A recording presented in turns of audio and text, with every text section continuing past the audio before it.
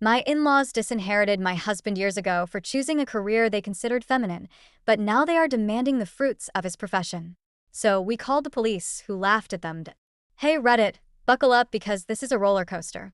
Never ever did I think I'd be writing this, but here we are.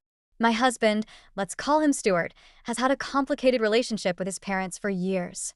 They disinherited him nearly a decade ago, and now they've come back into our lives in the worst possible way. Stuart grew up in a strict household.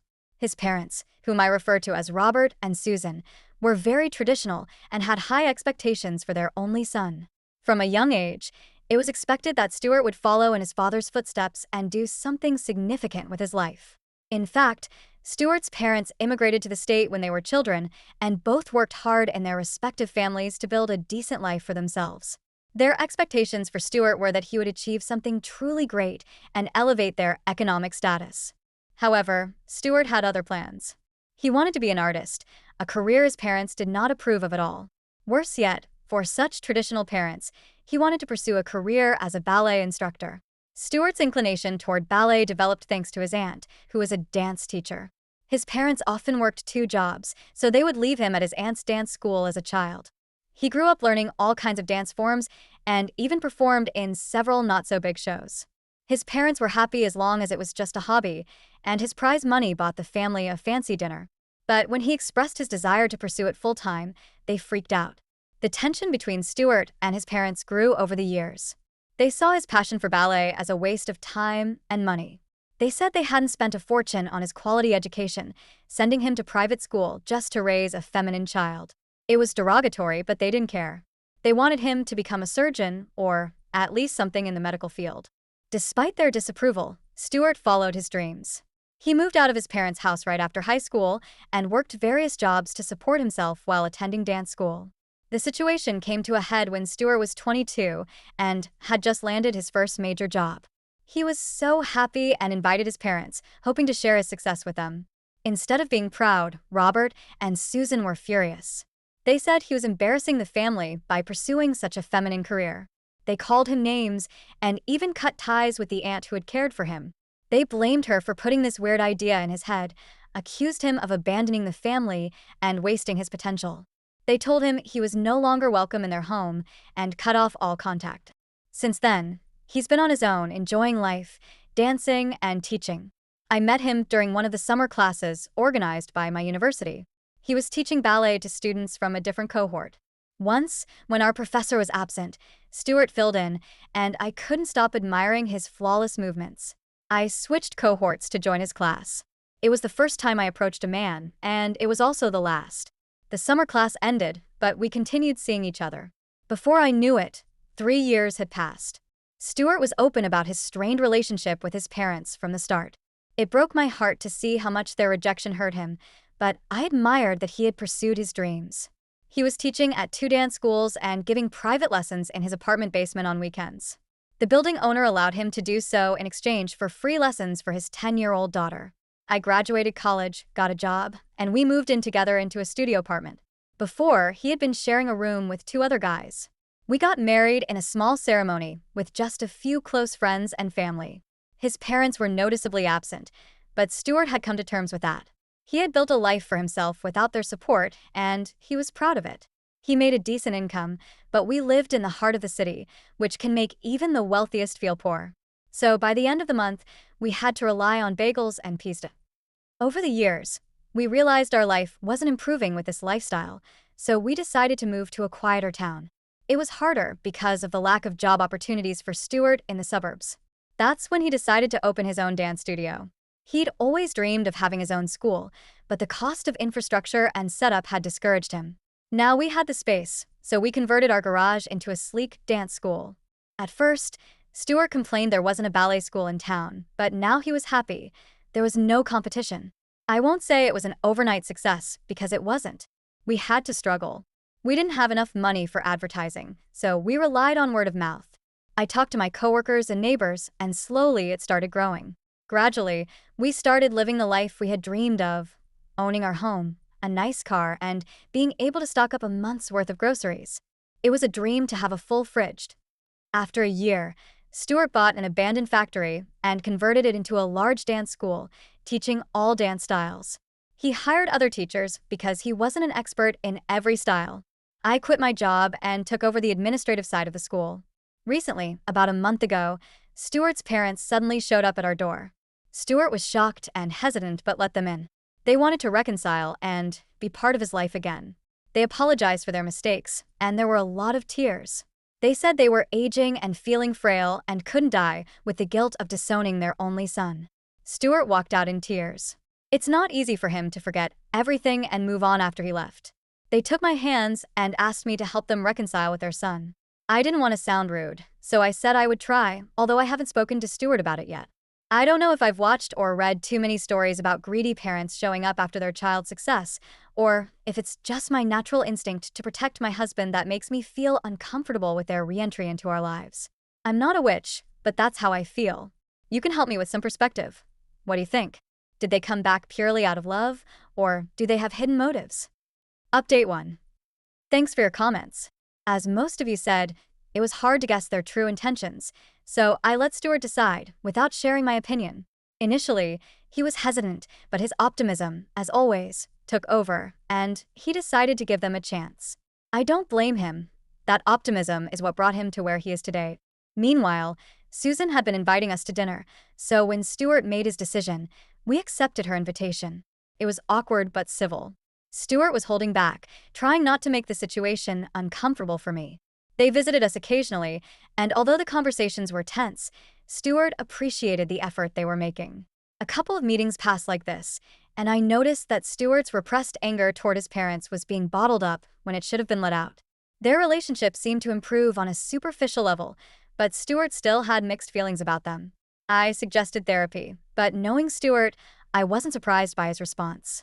He denied having any issues worth discussing with a therapist, so the next best option was confrontation. The next time Susan invited us over, I backed out of the plan and asked Stuart to go alone. He refused, saying it would be uncomfortable. I told him that was the problem. It shouldn't be uncomfortable to meet your parents, get rid of your bitterness, and confront them once and for all. He went, and they had an open but civil discussion. Things improved after that. However, it didn't take long for their true intentions to be revealed. One evening, after a few glasses of wine, Susan let slip about their financial troubles. Their business had gone bankrupt, and they were facing foreclosure on their house. We were stunned to hear that. We didn't expect it, at least not so soon. I was definitely cautious about their intentions, but I gave them the benefit of the doubt. I mean, they never showed up during our tough times, but when the sun shone on us, they suddenly appeared in our lives. That can't be a coincidence, right? Stuart and I exchanged glances, wondering what to say. Sometimes I wish we had those telepathic conversations you see in TV shows. It would be so helpful in moments like these. He was direct and asked if they wanted money from him. Susan, looking embarrassed, said, "Honey, I know what you're thinking, but trust me, that's not it. Our intention isn't money. We love you and want you back in our lives." Stuart, acting naive, said, "Thank goodness you're not asking for money, because that would have meant you reconciled only for dollars." Susan went pale and forced a smile. A week later, Robert called Stuart for a private meeting. Robert laid everything out. Contrary to what Susan had said, he revealed that their business was barely surviving. They had put it up for sale along with all resources, tools, the website, and infrastructure. Their house was supposedly about to be foreclosed, so they wanted Stuart to help them. The reasoning was that we don't have kids, and for some reason, they thought they'd outlive us. Stuart was devastated. He had hoped they genuinely wanted to reconcile, but it was clear they were only interested in what he could give them. More specifically, they wanted our summer home and a monthly allowance of $55,000. Stuart was furious and asked why they had hidden their motives when they could have just asked for money in the first meeting. Susan yelled, "Would you have agreed to give us that the first time we saw you?" "No," Stuart replied. "So it's all about money, isn't it?" Susan tried to calm him and said they truly loved him and the money was only a part of it. Stuart shouted, "Then why didn't you come to see me when I was at my lowest, struggling for a meal?" Robert intervened, yelling back, "Because we wanted you to suffer for your mistakes. You chose that pathetic career and abandoned the idea of studying a significant field. We wanted you to rot until you came back to us begging for forgiveness." Stuart responded, "Wow, and now you want a share of the property I built with that same pathetic career." Robert snarled, "Whatever, And don't you dare raise your voice to us. We raised you, sacrificing our own needs. You owe us this. We're not beggars. We're asking for what is rightfully ours." Stuart stormed out of the house, unable to take it anymore. Susan tried to stop him, but he left. Susan followed him home and apologized for Robert's outburst. She excused it, blaming Robert's hypertension, and expressed regret over how things had turned out. However, she admitted they were truly in trouble, about to become homeless and needed our help.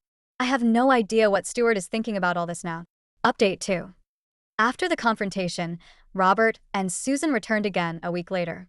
Stuart told them he didn't feel comfortable giving them our retirement home, especially after years without contact. He offered to invest in their business so they could support themselves, but that wasn't enough for them. They demanded a share of our property, claiming that as his parents, they had a right to it. They also argued that since we don't have children, we didn't need so much money and should take care of them instead. Yes, we don't have children, but that doesn't mean we didn't want to have one in our younger years. Our finances were so tight that we couldn't even think about bringing a child into our lives. Now that things have improved, we've crossed the age for having a biological child, but we're considering adoption anyway. Their accusations infuriated us. Stuart doesn't want to leave them homeless, but before helping them, he thoroughly investigated their financial affairs. To our surprise, Stuart discovered that Robert had deliberately put his house up for sale. The mortgage had been paid off long ago, so they lied about the foreclosure. The truth was that they wanted our retirement home and planned to live off our income while enjoying a good life by selling their house and business. Stuart called Robert and confronted him with the truth.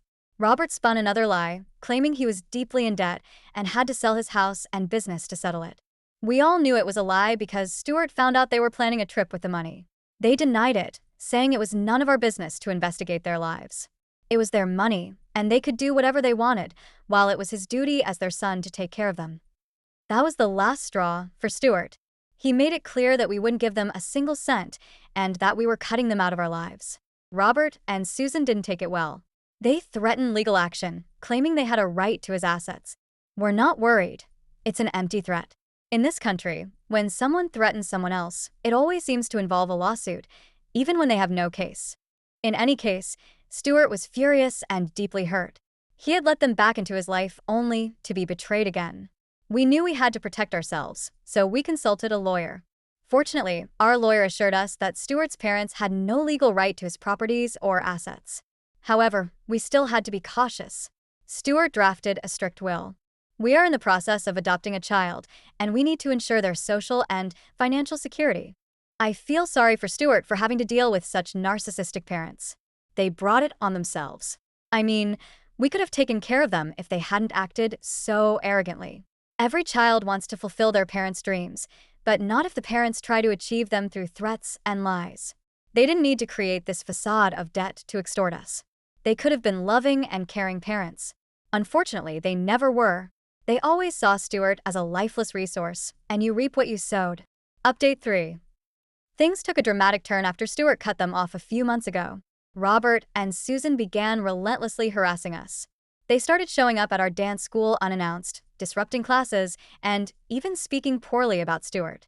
They went so far as to contact Stuart's students in an attempt to tarnish his reputation. They spread rumors that Stuart and I physically abused young preteen girls at our dance school. The truth is, the last few months have been a nightmare.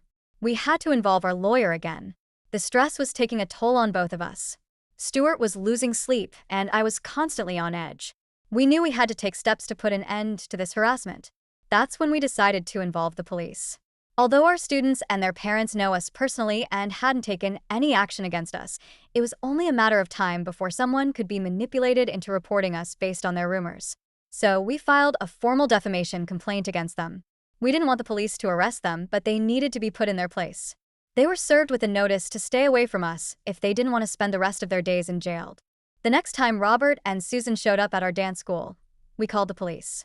We explained the situation and showed them the threatening messages we had received. The officers were understanding and gentle with them due to their old age.